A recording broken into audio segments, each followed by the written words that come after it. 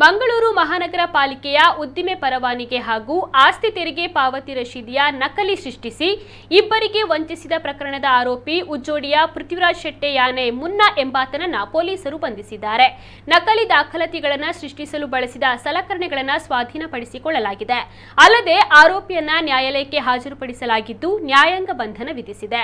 ಕಂಕನಾಡಿ ನಗರ police ಠಾಣಾ ವ್ಯಾಪ್ತಿಯ Sriraja Durga furniture works ಎಂಬ ಉದ್ದಿಮೆ ನಡೆಸುತ್ತಿರುವ ಬಾಲಕೃಷ್ಣ ಸುವರ್ಣ ಎಂಬವರು ನ್ಯಾಯಾಲಯದ ಪ್ರಕರಣದಲ್ಲಿ ವ್ಯವಹರಿಸಲು ಮಹಾನಗರ ಪಾಲಿಕೆಗೆ ಭೇಟಿ ನೀಡಿ ದಾಖಲಾತಿಗಳನ್ನು ಪಡೆದುಕೊಳ್ಳಲು ಪ್ರಯತ್ನಿಸ್ತಾ ಇದ್ದಾಗ ತನ್ನ ಉದ್ದಿಮೆ ಪರವಾನಿಗೆ ಹಾಗೂ ಆಸ್ತಿ ತೆರಿಗೆ ಅನೂರ್ಜಿತಗೊಂಡಿರುವುದು ತಿಳಿದು ಬಂದಿತ್ತು. ಅದನ್ನು ಪರಿಶೀಲಿಸಿದಾಗ ಬಾಲಕೃಷ್ಣ ಸುವರ್ಣ ಅವರಿಂದ ಪೃಥ್ವಿರಾಜ್ ಶೆಟ್ಟಿಯು 27,990 ರೂಪಾಯಿ ಪಡೆದುಕೊಂಡು ಉದ್ದಿಮೆ ಪರವಾನಿಗೆ ಹಾಗೂ ಆಸ್ತಿ ತೆರಿಗೆ ರಶೀದಿಗಳನ್ನು ನಕಲಿಯಾಗಿ ಸೃಷ್ಟಿಸಿ ನೀಡಿರುವುದು ಕಂಡುಬಂದಿತ್ತು.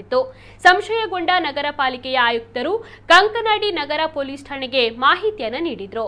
ಅಲ್ಲದೆ ಬಾಲಕೃಷ್ಣ ಸುವರ್ಣ ಈ ಬಗ್ಗೆ ಪೃಥ್ವಿರಾಜ್ ಶೆಟ್ಟಿಯ ವಿರುದ್ಧ ದೂರನ್ನು ದಾಖಲು ಮಾಡಿದ್ದಾರೆ.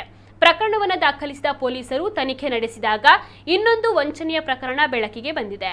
ಆರೋಪಿ ಪೃಥ್ವಿರಾಜ್ ಶೆಟ್ಟಿಯು ನಗರದ ಪಂಪ್ವೆಲ್ನ ಲಕ್ಷ್ಮಿ ಹಾರ್ಡ್ವೇರ್ ವರ್ಕ್ಶಾಪ್ನ ಮಾಲಕ ದೇವಾಂಗ ಕೆ ಪಟೇಲ್ ಅವರಿಗೂ ನಕಲಿ ಉದ್ದಿಮೆ ಪರವಾನಿಗೆ ಹಾಗೂ ನಕಲಿ ಆಸ್ತಿ ತೆರಿಗೆಯನ್ನ ಸೃಷ್ಟಿಸಿ ವಂಚಿಸಿದ್ದ. ಈ ಬಗ್ಗೆ ಬರ್ಕೆ ಠಾಣೆಯಲ್ಲೂ ಪ್ರಕರಣ ದಾಖಲಾಗಿತ್ತು. ತನ್ನ ವಿರುದ್ಧ ಪ್ರಕರಣ ದಾಖಲಾಗಿರುವ ಬಗ್ಗೆ ಮಾಹಿತಿ ಪಡೆದ ಆರೋಪಿ ಕೇರಳದ ಹಲವು ಕಡೆಗಳಲ್ಲಿ ತಲೆಮರೆಸಿಕೊಂಡಿದ್ದ. ಜುಲೈ 25ರಂದು ಆರೋಪಿಯು ಕಿನ್ನಿಗೋಳಿ ಕಡೆಗೆ ಬರುತ್ತಿರುವಂತಹ ಮಾಹಿತಿಯನ್ನು ಪಡೆದ ಕಂಕನಾಡಿ ನಗರ ಠಾಣೆಯ ಪೊಲೀಸರು ಬಂಧಿಸಿದ್ದಾರೆ. ಆರೋಪಿಯ ತಂದೆ ಗಣೇಶ್ ಎಂಬವರು ದೇವಾಂಗ್ ಪಟೇಲ್ ಅವರ ಅಂಗಡಿಯಲ್ಲಿ ಕಮರ್ಷಿಯಲ್ ಅಕೌಂಟೆಂಟ್ ಆಗಿ ಕೆಲಸ ಮಾಡಿಕೊಂಡಿದ್ರು. ಗಣೇಶ್ ಅವರ ಅನಾರೋಗ್ಯದ ಬಳಿಕ ಅಂದ್ರೆ 2004ರಿಂದ ಪೃಥ್ವಿರಾಜ್ ಆ ಕೆಲಸವನ್ನ ಮುಂದುವರೆಸಿದ್ದ.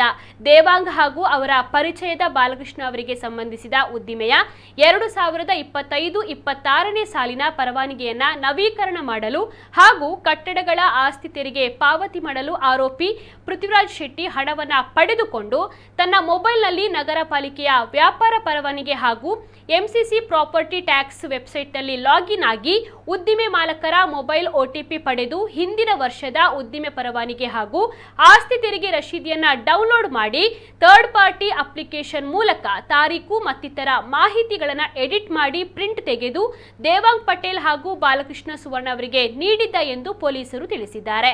ಆರೋಪಿಯ ವಿರುದ್ಧ ಕಂಕನಾಡಿ ನಗರ ಮತ್ತು ಬರ್ಕೆ ಠಾಣೆಗಳಲ್ಲಿ ಪ್ರಕರಣ ದಾಖಲಾಗಿದ್ದು ತನಿಖೆ ಮುಂದುವರೆದಿದೆ.